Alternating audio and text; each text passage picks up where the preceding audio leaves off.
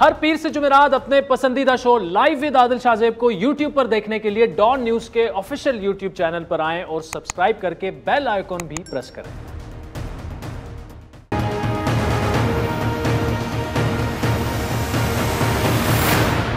अस्सलाम वालेकुम, मैं हूं आदिल शाहजेब।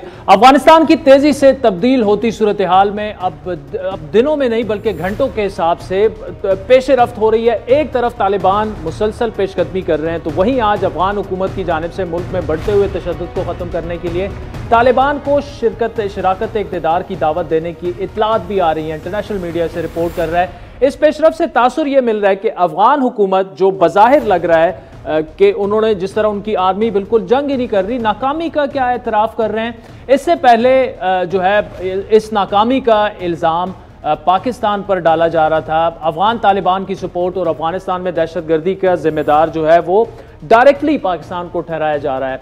इसी दौरान आज इस ब्लेम गेम का जो है वो भांडा पाकिस्तान ने ऐसा फोड़ा कि जी पाकिस्तान पर इल्ज़ामात लगाने वाला अफगानिस्तान पाकिस्तान के अंदर दहशतगर्दी में मुलव्विस है। वज़ीर ख़ारजा शाह महमूद कुरैशी ने आज ये कहा कि दासू डैम वाक़े में जो है वो अफगानिस्तान की सरजमीन इस्तेमाल। हमारी की तहकीक के मुताबिक इस वाक़े के लिए अफगानिस्तान की सरजमीन को इस्तेमाल किया गया।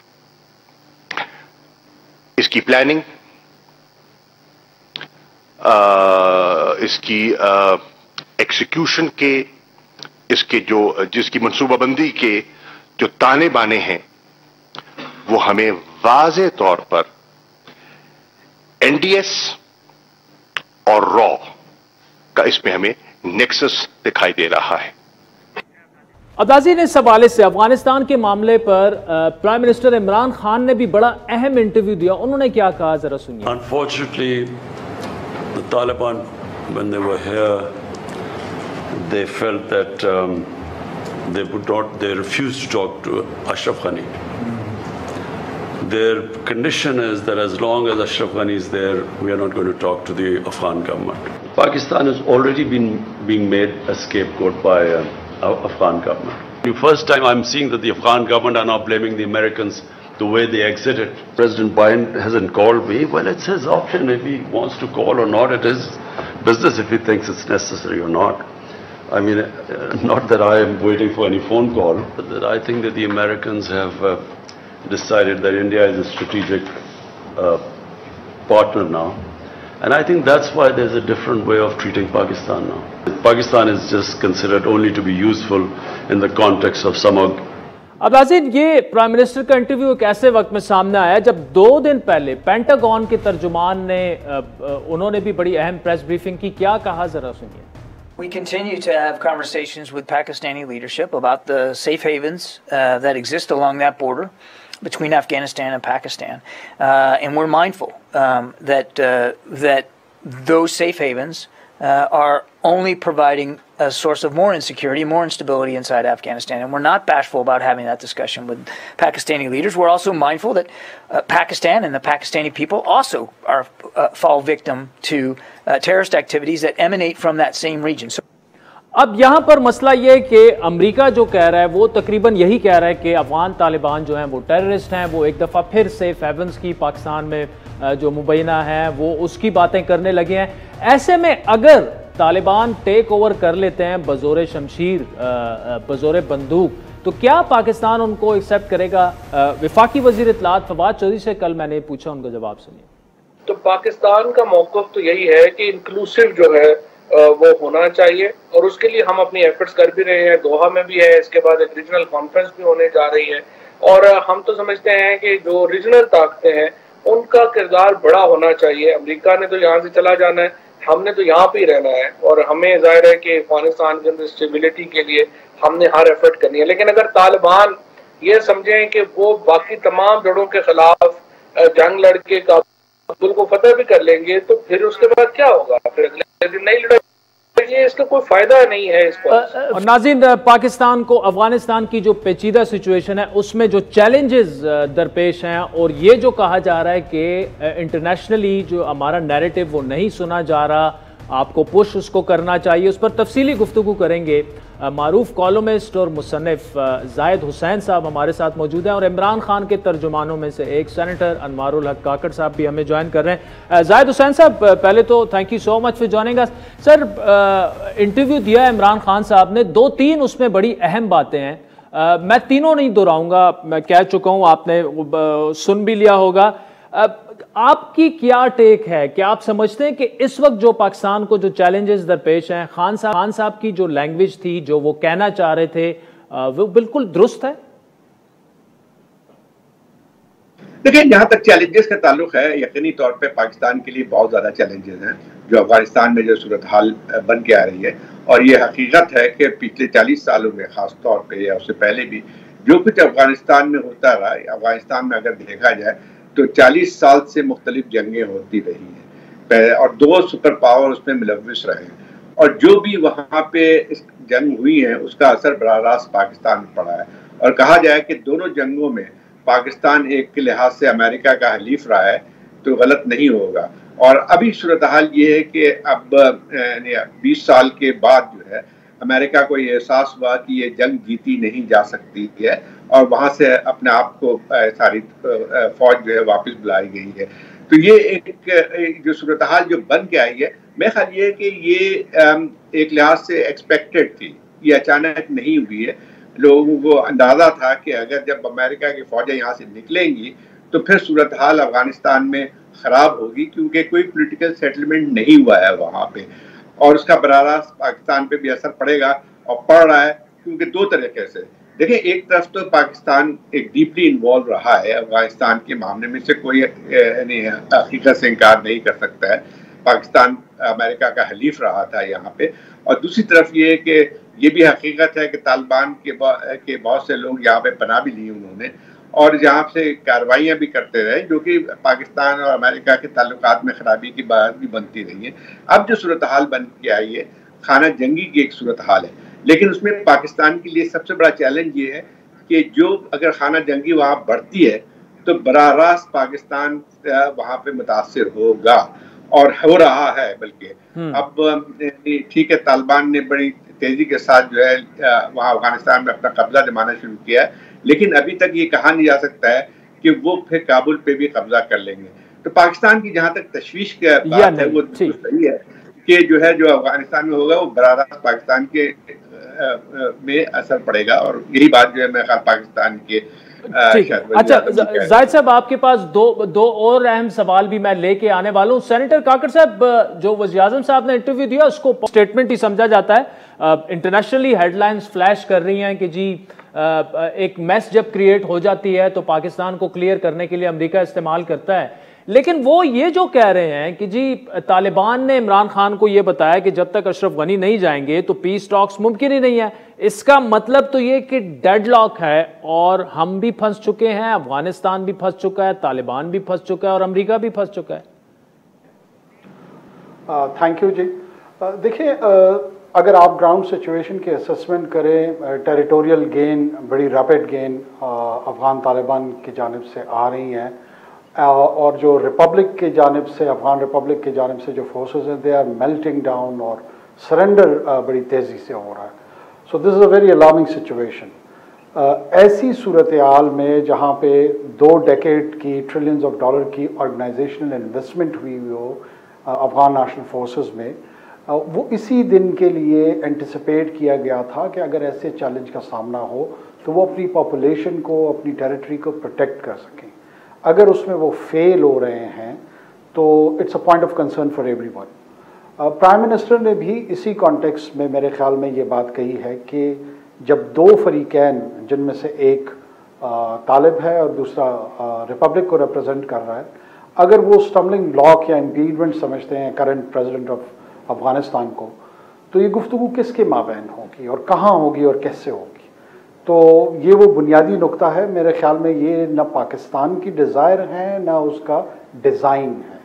ये सिर्फ़ और सिर्फ वो इन्फॉर्मेशन है जो अफगान तालिबान के through prime minister of Pakistan के पास पहुंची है और उसको उन्होंने एनंसिएट। नाज़रीन, वक्त तो चाहता है एक ब्रेक का, जिसके बाद आपसे दोबारा मुलाकात होगी।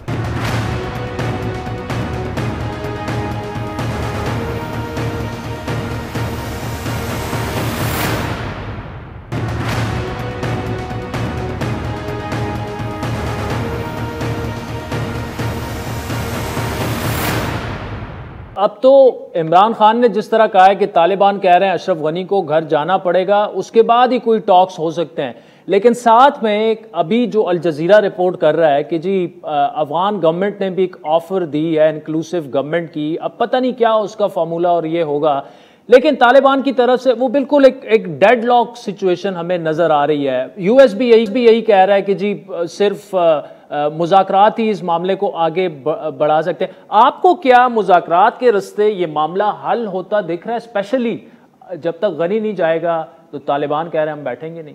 देखिए, जहां तक ये इस चीज का ताल्लुक है कि ये तो बहुत ही क्लियर है कि इस वक्त मुज़ाकरात जो है वो दोनों फरीकों की तरफ से जो है एक लिहाज से जो है बहुत ही टफ स्टांस लिया गया है और उसमें ऐसा कोई लचक मौजूद नहीं है, ना गनी हुकूमत की तरफ से ना तालिबान की तरफ से। और यही एक वजह है जो कि बातचीत यहाँ पे और कोई आसार मुझे फिलहाल नजर नहीं आते हैं कि वो आगे बात बढ़ेगी। और खास तौर पे जंग की जो सूरत हाल है उसकी वजह से तालिबान को एक तकवीत मिली है कि वो समझते हैं कि ये शायद वो जंग के साथ जो है वो कर सकते हैं अफगानिस्तान में। और लेकिन इसमें ये बात है कि पाकिस्तान की तरफ से मुझे ये पाकिस्तान की ख्वाहिश नहीं है कि गनी जाए।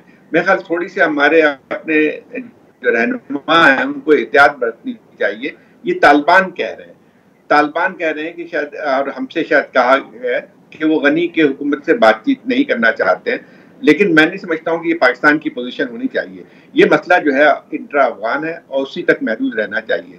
हमारी कोशिशें सबकी होनी चाहिए, हमारी कोशिश शुरू होनी चाहिए किसी तरह से ये दोनों फरीक जो है वो मुज़ाकरात की टेबल पे आए। रिपब्लिक और नहीं आती है कि मुज़ाकरात दोबारा शुरू होंगे या कोई हतमी तौर पे या संजीदगी से जो है फरीक बैठ के कोई पॉलिटिकल सेटलमेंट पे इत्तफाक कर सकेंगे।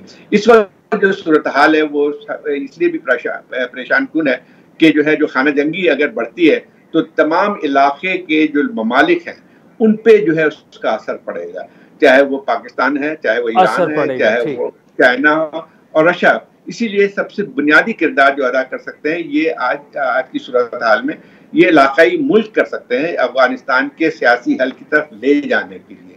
और उसकी क्या सूरत बनती है अभी तक कोई सेनेटर काकर साहब, ठीक क्लैरिटी नजर नहीं आ रही। जाहिद हुसैन साहब का ये कहना है। सेनेटर काकर साहब, अफगानिस्तान का हल सिर्फ इंक्लूसिव गवर्नमेंट है, ये प्राइम मिनिस्टर साहब ने कहा है, मतलब वो बिल्कुल ये रूल आउट कर रहे हैं कि तालिबान अगर बजोरे ताकत आ जाते हैं तो हम उन्हें तस्लीम नहीं करेंगे, लेकिन साथ ही वो ये भी कह रहे हैं कि जब तक अशरफ गनी नहीं जाएगा तालिबान बात नहीं करेंगे। कौमी हुकूमत तभी बनेगी जब तालिबान जाहिर है बात करेंगे, और बात तब होगी जब अशरफ गनी चले जाएंगे।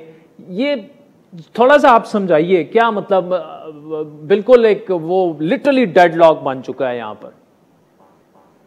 देखिए, एक बात तो हकीकत है, सिचुएशन को कोई सिंपलिस्टिक अंदाज में एनालाइज कर रहे हैं तो ये सेल्फ डिल्यूजन है।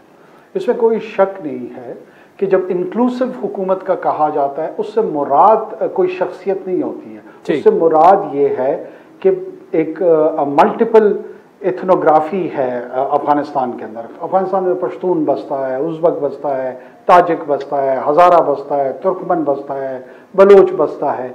एक ऐसी हुकूमत जिसमें इन तमाम एथनिक ग्रुप की किसी न किसी हद तक रिप्रेजेंटेशन हो, जो अपनी अपनी कम्युनिटी के इंटरेस्ट को सेफ गार्ड कर सके, और ये तमाम किसी मुत्तफ़िका एक ऐसे मैकेनिज्म पे एग्री कर सकें कि वो अफ़गानिस्तान के अंदर एक सेंट्रल गवर्नमेंट को शेप कर सके, पॉलिटिकल सिस्टम पे एग्री कर सके, और ऐसे क्या कहते हैं गवर्नेंस स्ट्रक्चर पर एग्री कर सके जिसको न सिर्फ के अफगान अवाम की एक साइजेबल तादाद में एक्सेप्टेबिलिटी और सपोर्ट हासिल हो, साथ ही साथ इंटरनेशनल कम्युनिटी भी स्पेसिफिक चंद नॉर्म्स जिसको वो कहते हैं कि रिटेंशन जो गेन्स हुई हैं उनको रिटेन करना चाहते हैं, वो भी मौजूद हो। इससे मुराद वो इंक्लूसिव गवर्नमेंट है। उसमें किसी एक फर्द की अगर स्टम्बलिंग ब्लॉक हो किसी भी जानिब से, वो अगर रिमूव हो जाए तो ये फैसला भी अफगान अवाम ने करना है, ये पाकिस्तान। अच्छा काकर साहब, मुझे एक ब्रीफ से जवाब दीजिएगा। जाहिद हुसैन साहब के पास मैंने जाना है कि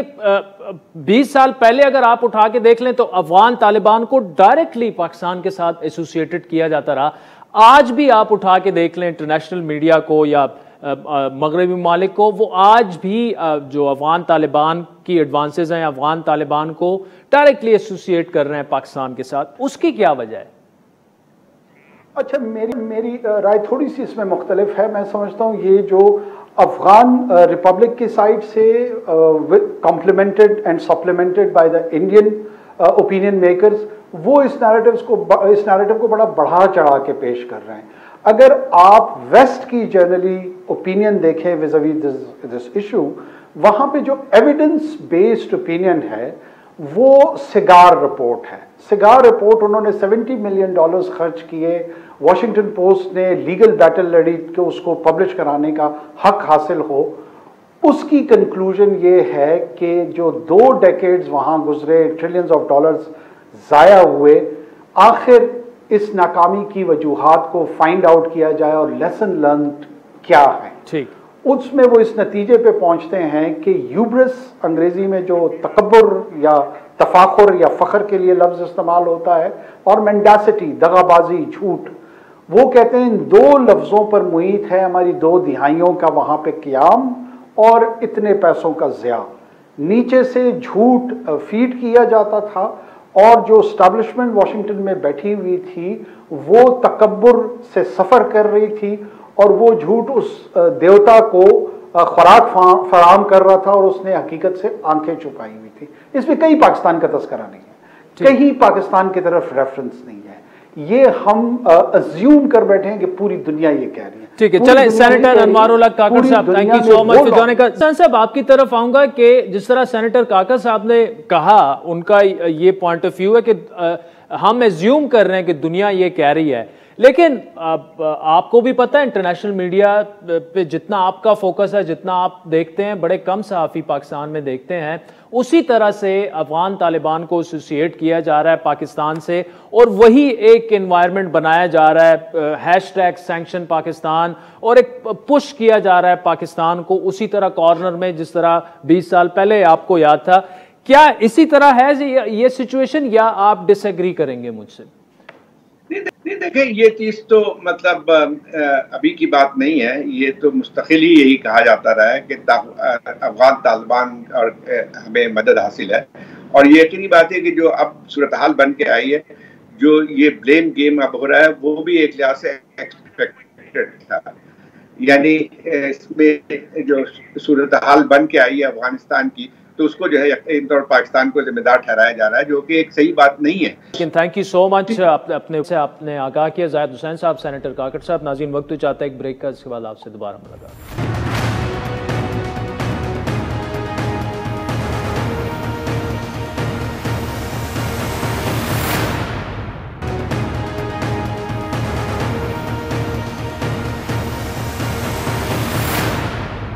वेलकम बैक नाज़रीन। मुल्क की सियासत में 2 साल पहले ही आम इंतखाबात की गूंज सुनाई दे रही है। अपोजिशन जमातें अपने अपने तौर पर हिकमत अमली भी बनाती नजर आ रही हैं, लेकिन इज्तिमाई तौर पर कोई बात बनती नजर नहीं आ रही। गुज़श्ता रोज अपोजिशन इत्तेहाद पाकिस्तान डेमोक्रेटिक मूवमेंट का 2.5 माह बाद इजलास हुआ, लेकिन इजलास से हुकूमत के खिलाफ कोई ठोस लाए अमल सामने नहीं आया। बात गुफ्तन नशिस्तन बर्खास्तन साबित हुई। उसके बाद पीपल्स पार्टी और नून लीग के बैकडोर राब्तों के बहाल होने की खबरें आई कि जनाब पंजाब में अदम एतमाद लाई जा रही है या कौमी असम्बली में एक दफा फिर ट्राई कर लेंगे। नून लीग ने इन खबरों का जवाब ऐसे दिया कि शायद खकान अब्बासी ने हमारे शो में एक बात की, जरा सुन लीजिएगा। पीपल्स पार्टी की ऑफर आपके पास मौजूद है कि जी थोड़ा सा आए, असल काम करें, इनको घर भिजवाएं। पंजाब में भी अदम एतमाद लेके आते हैं, मरकज में भी लेके आते हैं, उसके लिए क्यों नहीं तैयार आप? अदम एतमाद का शौक अगर पूरा करना है किसी ने, तो सेनेट में 58 मेंबर हमारे पास हैं, 42 हुकूमत के पास है। शुरू करें, बिस्मिल्लाह करें वहां से। वो बात बड़ी सीधी है, बात बड़ी सीधी है।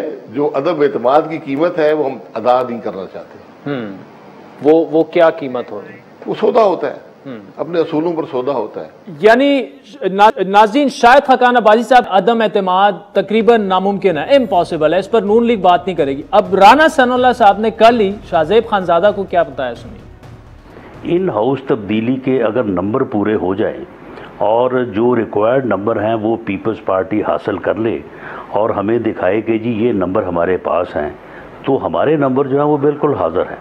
पंजाब हुकूमत जिस दिन गिरेगी ये आप नोट कर लें। और नाज़रीन, राना सनाउल्लाह साहब ने कहा नंबर बिल्कुल हाजिर हैं, और हमारे पास भी दो पाकिस्तान के बड़े सीनियर सहाफ़ी और मायनाज एनालिस्ट हाजिर हैं। मज़हर अब्बास साहब, thank you so much for joining us. Aamir Zia साहब ने भी हमें कराची से ज्वाइन किया। मज़हर साहब, आपके पास सीधा आऊँगा।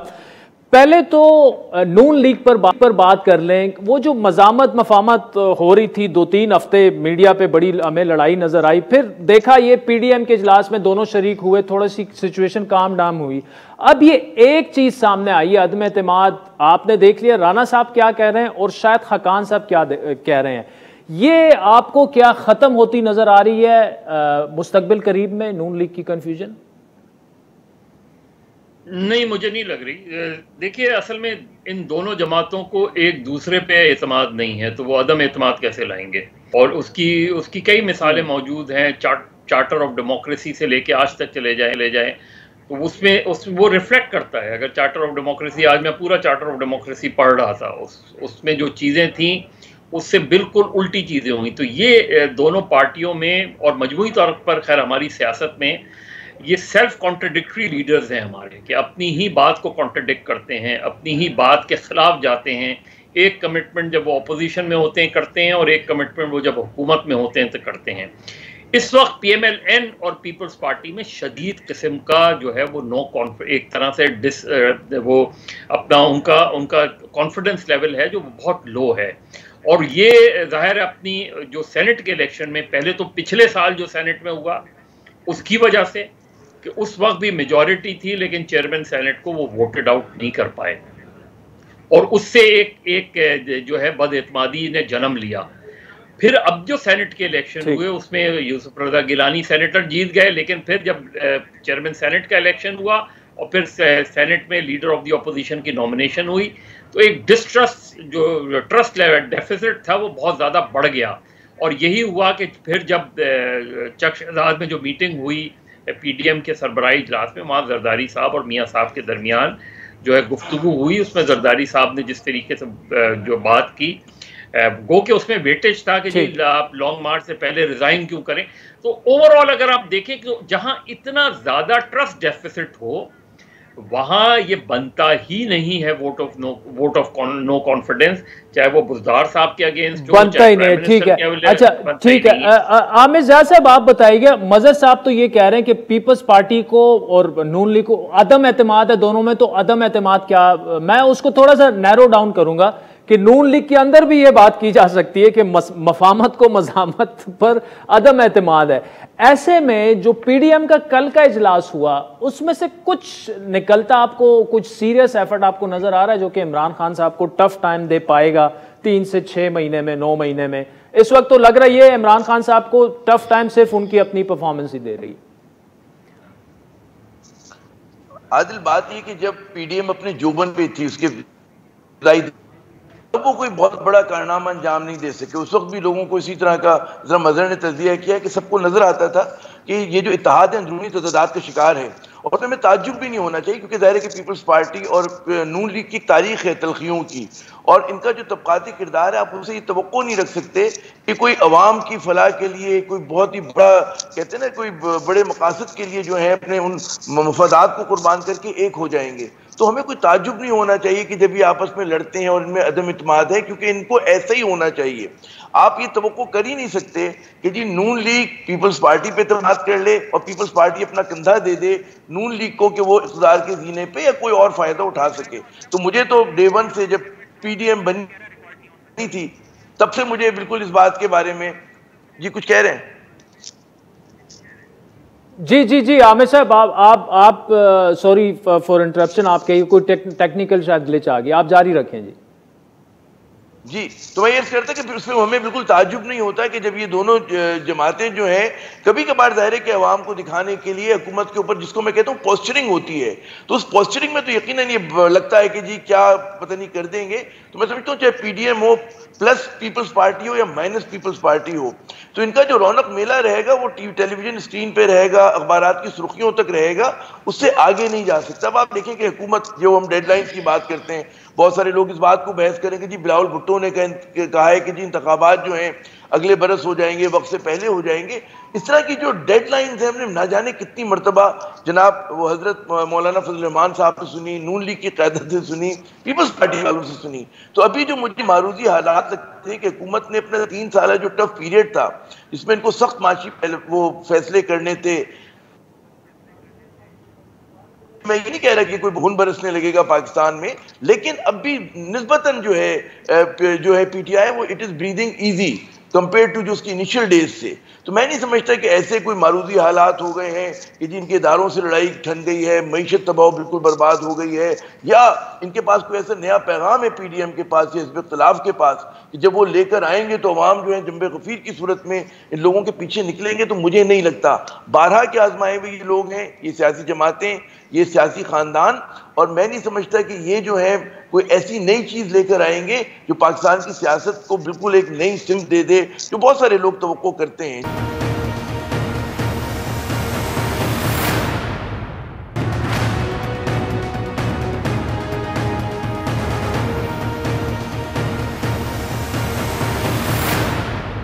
मज़हर अब्बास साहब, आजकल एक और मौजू डिस्कशन जो है वो ये है कि जी बिलावल भुट्टो भी मुतबादिल हो सकते हैं।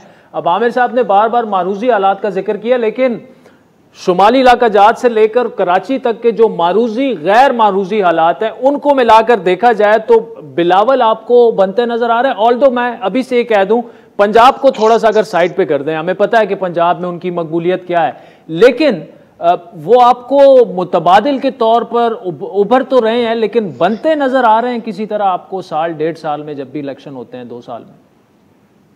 देखिए, मुझे 2023 में तो नहीं नजर आते बिलावल भुट्टो। आगे जाहिर है बिलावल के पास टाइम है, वक्त है। बहुत से पॉलिटिशियंस के लिए, शायद जो हमारे मेन स्ट्रीम पॉलिटिशियन हैं उनके लिए शायद ये 2023 जो है वो आखिरी इलेक्शन हो। ये नहीं कि फिजिकली अल्लाह ताला सबको सेहत दे, लेकिन वैसे अगर आप एज वाइज देखें तो 2023 का इलेक्शन बहुत से लोगों के लिए शायद लास्ट इलेक्शन हो, लेकिन बिलावल भुट्टो या मरियम नवाज या इनके लिए अभी वक्त मौजूद है। दूसरी बात देखिए, जो पीडीएम ने अपना टेम्पो इनिशियली बनाया था उसके नताइज इतने बुरे नहीं आ रहे थे। यानी अगर उसके बाद के बाई इलेक्शंस आप उठा के देखें तो बाई इलेक्शंस मुतवातिर जो है वो अपोजिशन जीत रही थी, लेकिन पीडीएम के अंदर जो दरार पड़ी उसमें दोनों इन मेन स्ट्रीम जमातों का जो है वो दोनों को जिम्मेदारी अपनी कबूल करनी चाहिए। और फिर पीएमएलएन के हॉकिश ने और कुछ पीपल्स पार्टी के हॉकिश में, जिस तरह चौधरी एतजाज एहसन जो है बहुत ही हार्ड लाइन रखते हैं, या अभी शाहिद खाकान अब्बासी की आपने जो बात सुनाई कि उन्होंने पीडीएम के जो उस इजलास के बाद, जिसके बाद पीपल्स पार्टी और एएनपी निकल गई, इतनी हार्ड पोजीशन कभी भी पॉलिटिकल अलायंसेस में नहीं ली जाती जितनी शायद खाकान अब्बासी या पीएमएलएन ले रही थी कि नहीं जी पहले शो कॉज नोटिस दिया जाए, उसका आके जवाब दें। ये कभी भी अलायंसेस में, मैंने तो कम से कम मुझे याद नहीं पड़ता कि अलायंसेस में इस तरह जो है प्रोसिक्यूशन की तरह जो है और इस तरह इन्वेस्टिगेट के वो प्रोसिक्यूशन की जाए।